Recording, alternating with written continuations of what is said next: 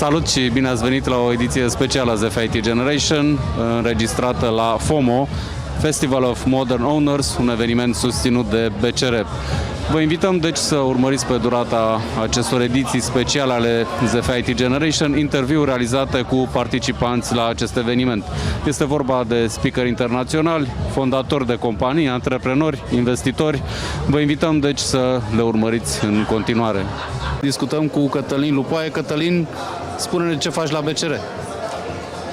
Salut Adrian, sunt B2B Marketing Manager, mă ocup de proiectele noastre pentru antreprenori, începând de la startup-uri până la companii mari.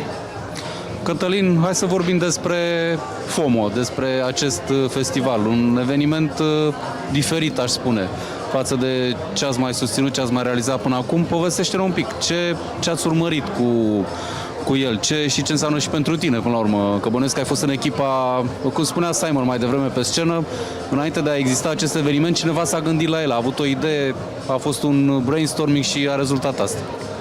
Da, ai spus foarte bine că este un festival, pentru că într-adevăr e primul festival din București în care se întâmplă în mai multe locații și e și o chestiune de învățare, pentru că cumva lucrurile acestea se întâmplă în orașele mari din Europa și din Statele Unite, astfel de festivaluri în care antreprenorii se duc în mai multe locații dintr-un oraș în timpul la 4-5 zile.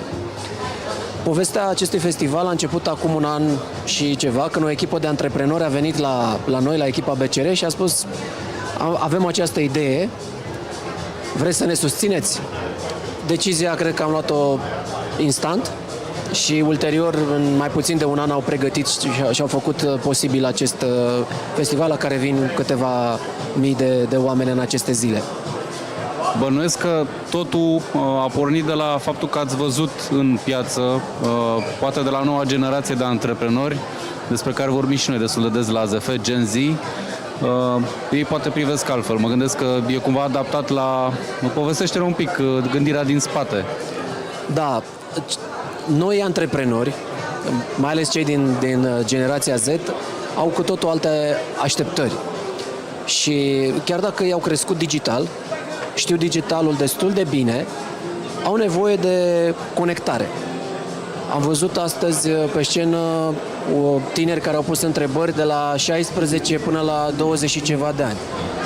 Sunt curajoși, știu foarte bine ceea ce își doresc, pentru că au învățat, spre deosebire de generația noastră, despre emoții încă din școală și au nevoie de ghidaj.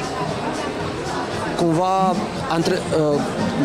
evenimentele clasice pentru generația Z, evenimentele așa cum le știm noi, de business, în care se spun lecții de business, ce ai de făcut, plan, nu prea rezonează cu ei. Cu PowerPoint-uri, cu slide-uri multe? Da.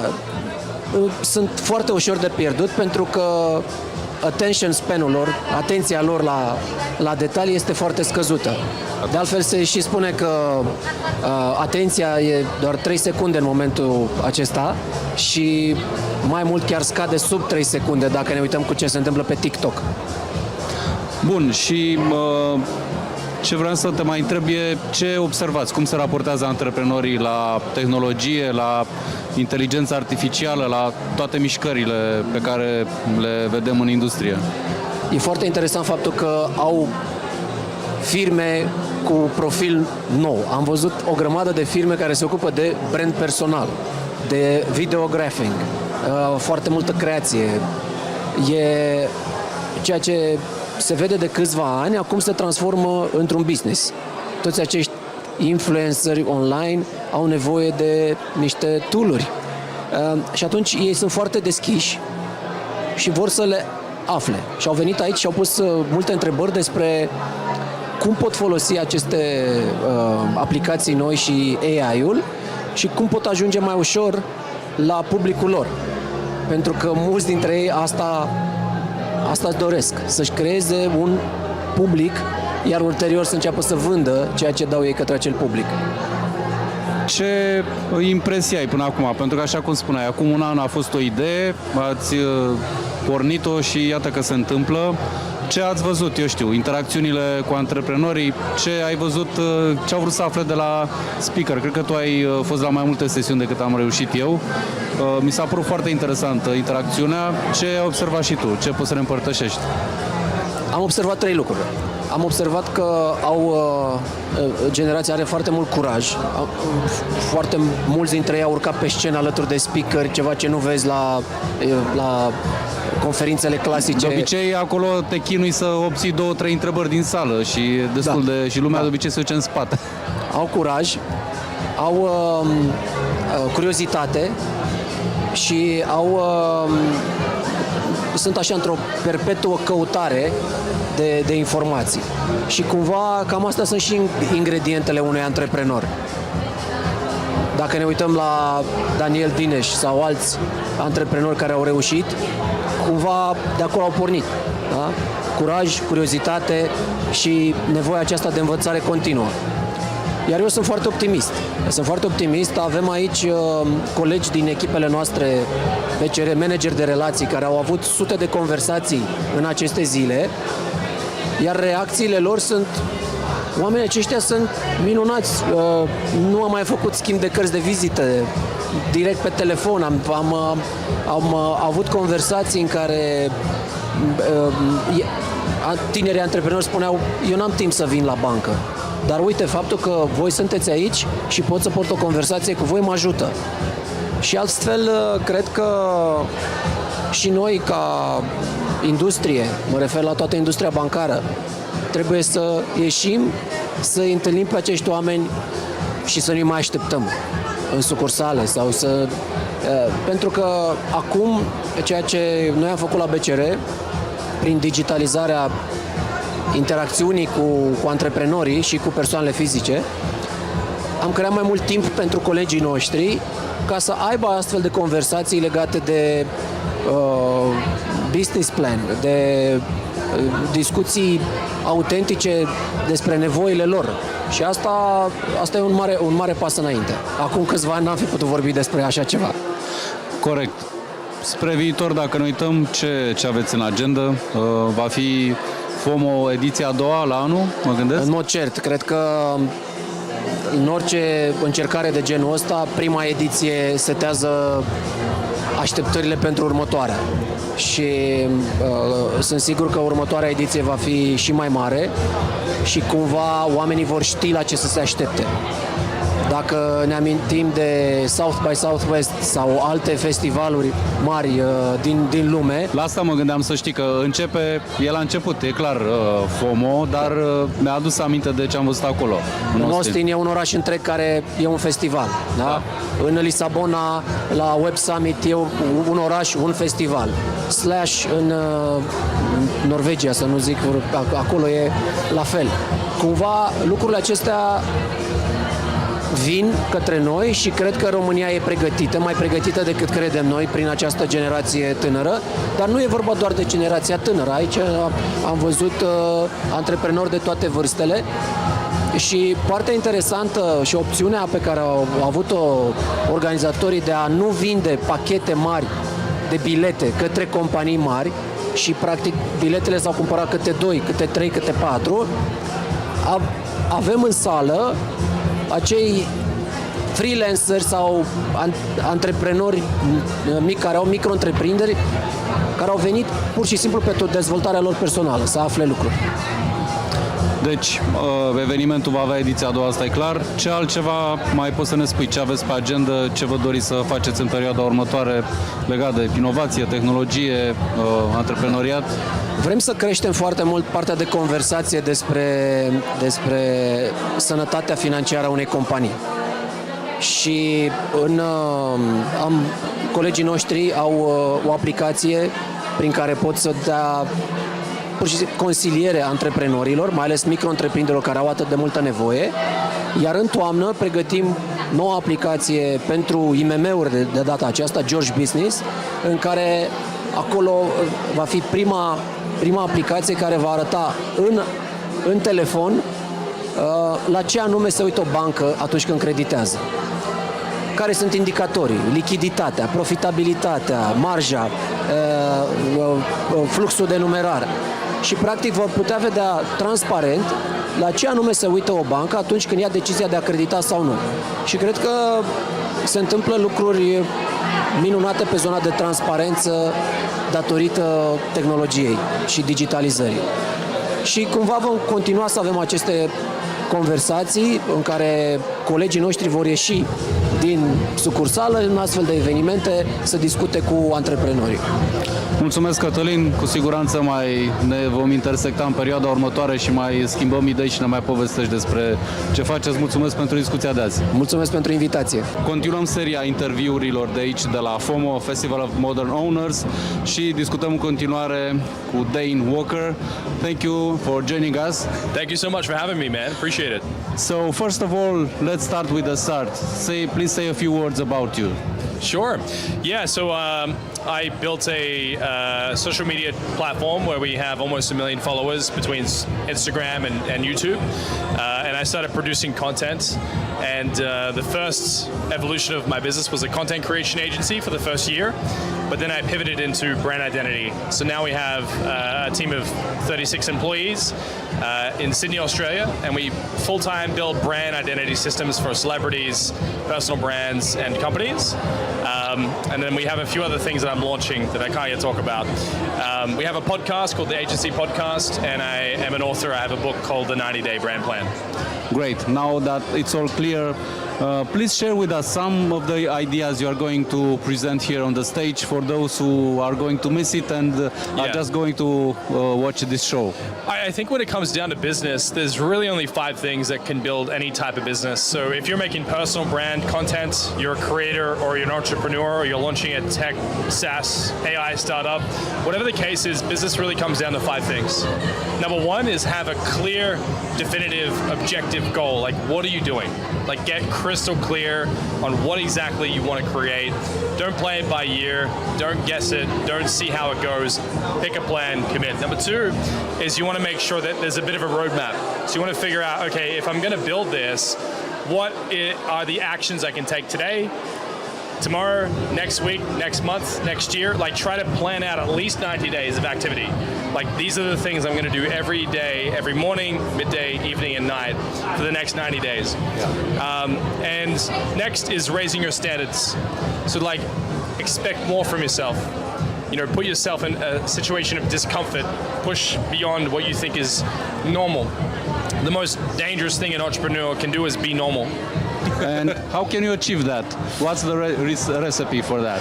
Okay, so like I think if you want to raise your standards, it's all about putting yourself into a situation where every day you're challenging yourself to become more, think more. Like, in business, you have to have a winner's mindset. And to have a winner's mindset, you can't, be like most people. Most people go, well, I'm going to do this someday. But someday isn't on the calendar. Yeah. All you have is now, all you have is today. And to take responsibility for your actions is like the most important thing. Because if you're not in a position that you want to be in right now and you want to do something about it, you have to realize that your decisions led you to this point. And if you want to take your business to the next level, you have to change how you make decisions. And typically what people do is they negotiate with themselves. I'll do it later. Not right now. It's not the perfect condition to get started. Sounds familiar, yeah. You have to make sure that as an entrepreneur, it's not about conditions. It's not about when you're ready. It's about now. Action right now. Like, what can you do in this moment? What can you do in the next day? What can you do between what you're doing right now and this evening? And next is about, okay, once you raise your standards of expecting more from yourself, next is you have to have the discipline to follow through. So like, if you have goals and you want to get to success, the bridge between goals and success and results is discipline. Not emotion, not feelings, right? So many entrepreneurs wait at the very beginning when they're new. They wait till it feels good to do the action. You can't grow a business based on how you feel in a given moment. The only way to get confident doing anything in business is to make action, to take action, to get aggressive with how much you output every single day. So You know, most people are okay and comfortable playing it normal, playing it average. And I think if you can get your mind into a place where you're like massive action, attack the day with everything you've got at every given moment, you'll start to create momentum. And when you have momentum, you can keep it. It's really hard to get momentum, and it's really easy to lose it. So you have to attack the day, you have to be consistent, and to do that you need to be disciplined. So emotion, you can't wait till you feel good. You do the activity, you take action, then you'll feel good afterwards. Yeah. Right? Emotion comes from motion. So if you're in motion and you're doing the right stuff, you'll start to feel good about it. And lastly, is you have to realize that everything's your fault. Everything's your fault. Right? Man. So the reason you're here in this chair is because of the actions and the decisions you've made up until this moment. And it's like, if you're not where you want to be in life right now, it's because you haven't taken full responsibility. So if you look at your life right now and you're like, everything's broken, nothing's working, and if you look at a steaming pile of mess of your life right now and you go, I really hate where my life is at. I hate my boss, I hate my job, I hate my debt, I hate my situation, everything's stressful, the government this, political that. When you're stuck in that state, it's disempowering. But if you can look at your life and go, everything in my life I created. Everything in my life, I am the reason it exists. When you take full responsibility for that, you get all your power back. And when you get all your power back, you can do something about it. Because if you realize your life sucks because of your own actions, then you're at fault. And when you really start to remove yourself from blaming others and instead blame yourself, it sounds like it's a disempowering thing. It's actually a real franchising thing where you're like, fuck, if I can create all of that mess and I'm the reason for that, I can undo it. then I can undo it. I can do something else. Okay, so bad news is it's not simple. You have to do it yourself. You have to do it yourself. Like, no one's going to come and save you. Like, one of my great favorite quotes of Mel Robbins is like, no one's going to save you. Like, Yeah. It's you. It's your job, your duty, your obligation, your responsibility to do something about the situation you're in. Because even to have the mindset of like, I hope someone else would come do this for me. Like, are you doing that for others? Like, don't externalize your problems, internalize them and go, I am at fault. And if you're at fault, you can also be at cause. So become the cause that creates the effect on the life that you want. You want a different life? You want to affect your life to be different? Be the cause that creates that effect. Thank you for that. Now, let me ask you, you help a lot of companies, you have a lot of public figures. Are there any common mistakes that you see in this era that we are in at this point? So what kind of a piece of advice could you share? I think the biggest mistake people are making right now is procrastination. They're negotiating with themselves. I'm going to see where AI goes first. I'm going to wait to see what other people do with it. I'm going to wait because the algorithm's not good. Meta ads aren't performing. I'm going to take my money out. Like, any form of procrastination right now is the largest danger of anyone's business. Right now, while the market's shrinking, you need to expand, right? Because your business is either growing or falling backwards. You're either moving forward or you're moving backwards, period. There's no way to balance a business. So I think if you're spending days or weeks or months to make one decision, that procrastination could be costing you millions of dollars. Like, if you're not going to have any new information in a week or a month, make the decision now. Like, what are you waiting for? You want to think about it? Are you going to have new information in a week? No. Well, then make the decision right now. But I don't know which one's the right decision. Doesn't matter. Make a decision now. Take the next step, take the next step, take the next step. So by Friday, you've made 400 decisions rather than waiting 3 months to make one. The people I've met, the people that are struggling, that are in debt, that are really behind, they spend weeks, if not months, to make one decision. The millionaires I've met take 2 or 3 days to make decisions. The few billionaires I've met make instantaneous decisions. And I've seen this over thousands of situations, and I've worked with maybe 3,000 or 4,000 businesses at this point. The billionaires will make a decision on the spot, on the call, move on. Millionaires, 2 or 3 days. People that are broke, 2 or 3 weeks, at least.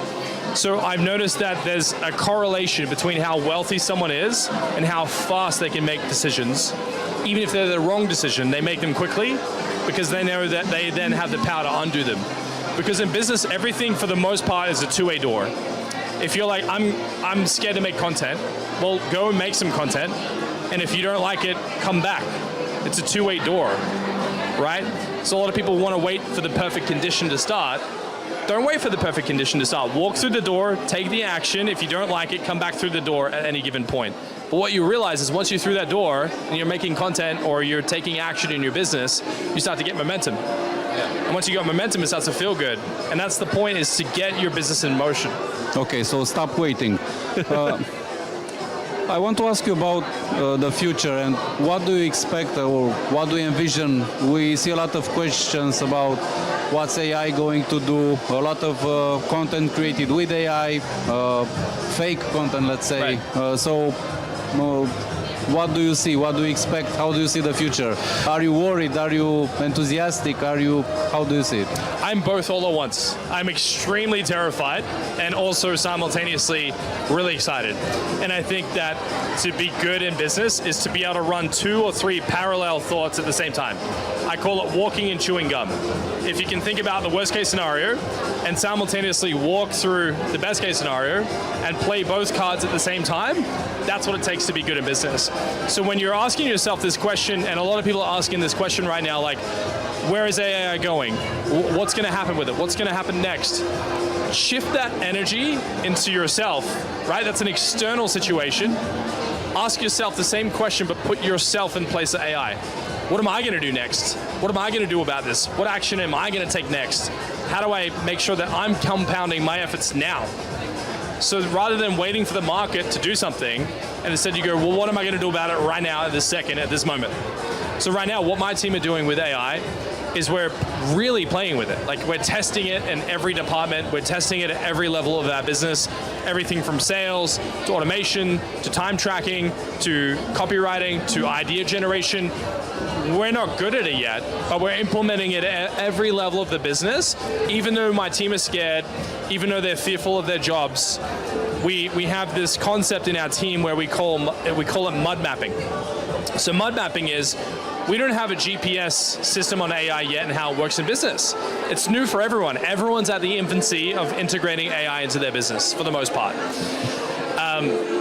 And when you can start to go, well, let's just mud map it. We don't know what's going to work yet, but let's get a napkin out, get a crayon out, let's just start playing with it and see what we can learn. And in the period of like 2 or 3 weeks, our original idea has completely evolved into a new idea, and that's probably going to change again in 3 weeks' time. So rather than spending all this time trying to get the perfect concepts, start playing with the tools. Start learning how to use the screwdriver. Start learning how to use the wrench. Start learning how to use prompts. Start learning how to figure out how you can make this work for your business. Because while you're sitting and waiting and thinking about it, someone else is going out there and building a business. And the power of AI, if you're running a small business and you have 2 or 3 employees, using AI, you can now match the same workload of maybe 6 to 10 employees with a 2 or 3 people operation. When in history has a small business owner had the ability to have the output of 10 employees for the budget of 2 or 3? I think that it's tremendously exciting for anyone trying to get started, anyone trying to bootstrap a business. Like, right now is like the golden era of business. Great, thank you for sharing this. Yeah. And my final question is, how was Bucharest and FOMO, this event for you? Yeah, FOMO, the team here are amazing. The people here are beautiful. I feel like out of every city I've been in, you know, I've been in Latin America, I've been across the States, I've been all throughout Europe.